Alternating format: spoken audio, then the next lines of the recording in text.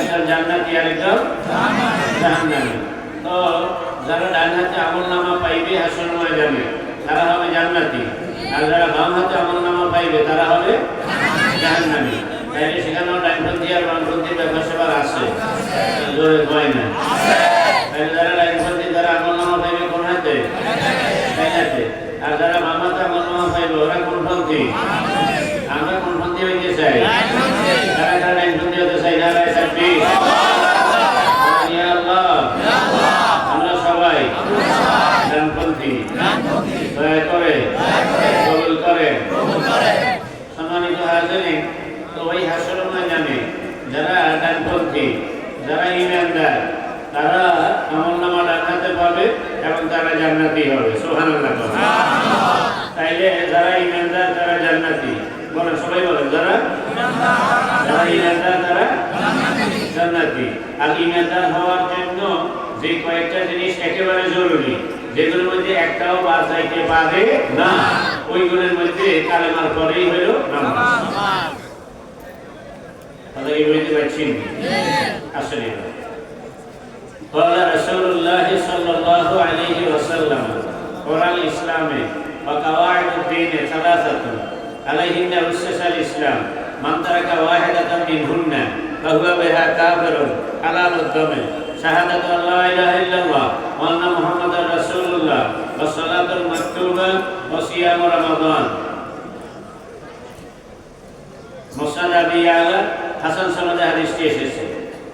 রাসূল আকরাম সাল্লাল্লাহু আলাইহি ওয়াসাল্লাম ফরমান, কোরআন ইসলামে ওয়া কাওয়াইদুদ দ্বীনে সালাসাতুন, ইসলামের মজবুত রশি, ইসলামের মজবুত রশি, সবাই কয় ওখানে এই মন্ত্রী অন্য দিকে গেছে আবার, ইসলামের মজবুত রশি এবং দ্বীনের ভিত্তি, ইসলামের মজবুত রশি এবং দ্বীনের ভিত্তি তিনটা জিনিসের উপর। কয়টা জিনিসের উপর? মান তারাকা, মান তারাকা। মান লফজটা আরবি ভাষায় লফজান ওয়াহিদ মানান জমা, বাংলা হয় যে ব্যক্তি এবং যেই দল, যে ব্যক্তি এবং যদি ওয়াহিদ হয় তাহলে যে ব্যক্তি, আর জমা হইলে যেই দল। একজনে মিলি দল হয়নি না, অনেকজন লাগে। অনেকজন হলে আরবিতে কয় জমা, বাংলায় কয় বহু বছর, ইংরেজিতে প্লুরাল নাম্বার। ঠিক আছে, তাইলে মান এটা এজ এ ওয়ার্ড, এটা সিঙ্গুলার নাম্বার, কিন্তু মিনিং এর দিক থেকে এটা প্লুরাল নাম্বার। সুতরাং মান শব্দের বাংলা অর্থ যেই ব্যক্তি এবং যেই।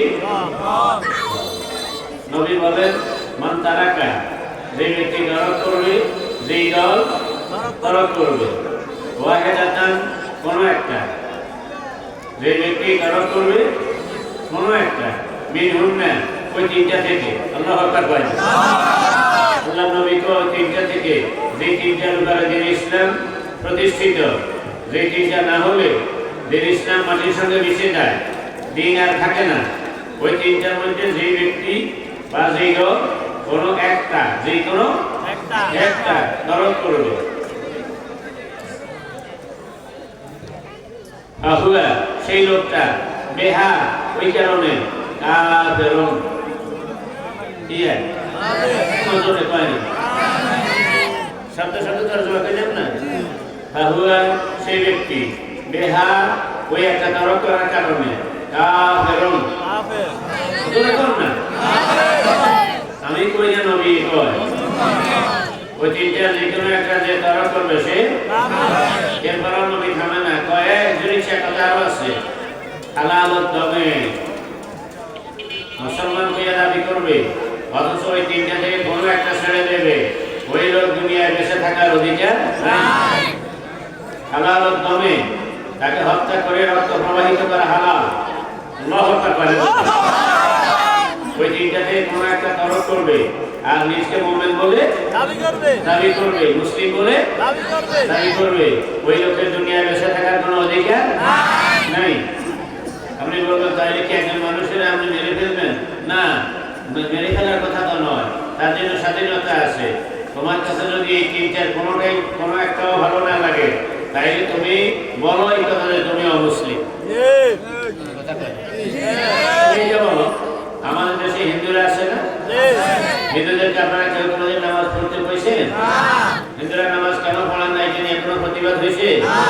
হয় না। কেন হয় না? ওরা তো নিজেদেরকে মুসলিম বলে দাবি করে না। আপনি স্কুলে ভর্তি হবেন, আপনি ছাত্র বলে পরিচয় দিবেন, আর স্কুলের নিয়ম কানুন মানবেন না, রেগুলার ক্লাস করবেন না, বেতন দিবেন না, ফি দিবেন না, পরীক্ষা অংশগ্রহণ করবেন না। এরপরে আর রেজাল্টের সময় দেখা যাবে কি স্কুলে এতজন ছাত্র ফেল করেছে, আপনি এখানে ছাত্র হিসাবে ভর্তি দেখাইয়া আমার স্কুলের বদনাম করবেন, এই অধিকার আপনার নাই। যদি আপনি এখানে ভর্তি হয়ে ছাত্র বলে পরিচয় দিতে হয়, তাহলে আপনাকে মাদ্রাসা স্কুলের নিয়ম মানিয়া লেখাপড়া করিয়া আপনি পরীক্ষায় পাস করার সেই লাইনে যেতে হবে, যে তাহলে আমার স্কুলের ইজ্জত রক্ষা হবে। ঠিক কিনা বলেন? এমনিভাবে আপনি মুসলিম বলে দাবি করবেন, আর মুসলিম বলে দাবি করে এরপরে আপনি আপনার মন মতো চলবেন, আর এই দুনিয়ায় মানব সমাজে ইসলামের অপমান হবে, এটা হতে পারে না।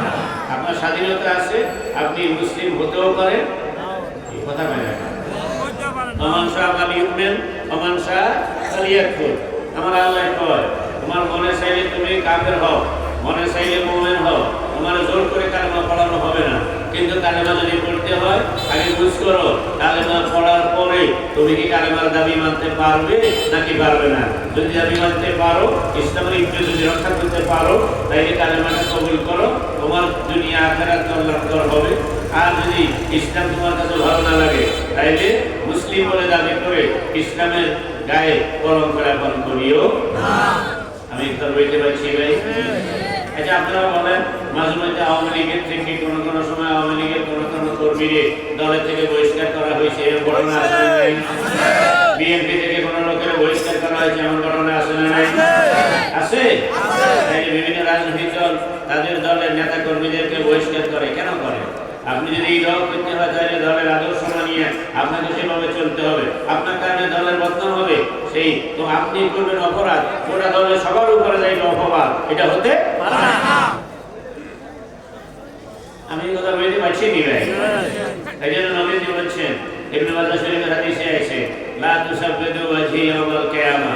উম্মত রে, তোমাদের কাছে আমার একটা অনুরোধ, তোমরা কিয়ামতের দিন আমার মুখে সুনকারি লাগাইও না, আমার অপমান করিও না। তোমরা আমার উম্মত দাবি করিবে, আর হাসর ময়দানে তোমাদের ফেরেশতারা ধরিয়া ফাঁসা বলাই মারবে, মানে আর লোকেরা কইব, এই দেখছো ধরা খেয়েছে মুহাম্মদের উম্মত, দেখছো রে মারে কেমন, লাথি মারে কেমন, এইভাবে আমার বেইজ্জতি করিও না। তোমরা যে আমার উম্মত না হইতে চাও সেটা ভিন্ন জিনিস, কিন্তু আমার উম্মত নাম দিয়া আমার চেহারায় তোমরা সুনকালি লাগাইও না।